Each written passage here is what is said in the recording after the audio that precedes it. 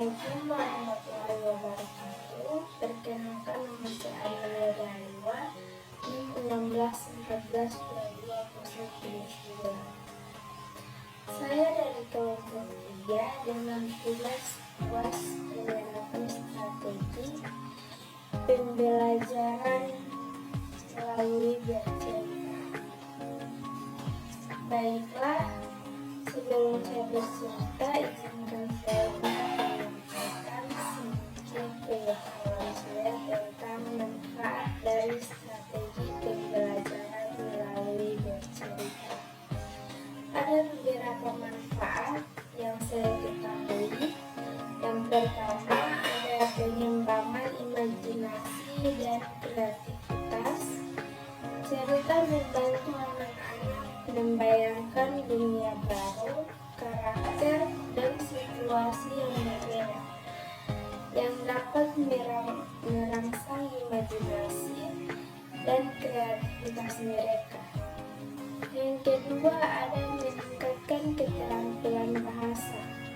Mendengarkan dan memahami cerita dapat memperkaya kosakata anak, meningkatkan kemampuan mendengarkan, dan membantu mereka memahami struktur kalimat dan tata bahasa. Yang ketiga, ada meningkatkan keterampilan sosial dan emosional. Melalui cerita, anak-anak belajar tentang emosi, empati, dan cara mengatasi konflik. Mereka juga belajar tentang nilai-nilai seperti kejujuran, kebaikan, dan kerjasama. Selanjutnya ada mengembangkan kemampuan berpikir kritis. Cerita yang menantang anak untuk memikirkan apa yang akan terjadi selanjutnya, atau mengapa karakter tertentu bertindak seperti itu dapat mengembangkan keterampilan berpikir kritis dan memecahkan masalah. Selanjutnya ada memperkuat hubungan dan komunikasi. Bercerita dapat menjadi aktivitas yang menyenangkan dan memperkuat hubungan antara anak dan orang tua atau guru. Ini mendorong komunikasi dua arah ketika anak berbagi pendapat atau bertanya tentang cerita. Selanjutnya ada meningkatkan daya ingat, mengingat plot, karakter, dan detail dalam cerita membantu meningkatkan kemampuan memori anak. Selanjutnya ada mengajarkan moral dan nilai-nilai banyak. Cerita mengandung pesan moral dan dapat membantu anak-anak memahami konsep-konsep seperti kebaikan, kejujuran, keberanian, dan kerjasama. Baiklah, itulah manfaat yang saya ketahui. Langsung saja pada ceritanya. Hai anak-anak, hari ini saya akan menceritakan cerita yang berjudul Petualangan si Kelinci dan teman-temannya. Kelinci bertemu teman-teman. Di sebuah hutan yang jauh, hiduplah seekor kelinci bernama Kiki. Suatu hari, Kiki merasa sangat bosan dan memutuskan untuk mencari teman bermain. Hai Tuto, apakah kamu mau bermain denganku? Ucap si Kiki. Tuto pun menjawab, tentu saja Kiki, tapi berjalan sangat lambat. Mereka berjalan bersama, lalu bertemu burung hantu bernama Oli.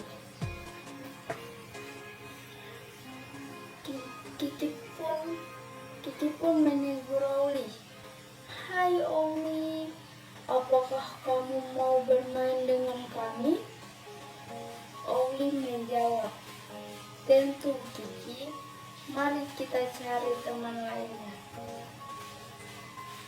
Ketiganya melanjutkan perjalanan dan bertemu tupai bernama Sakti.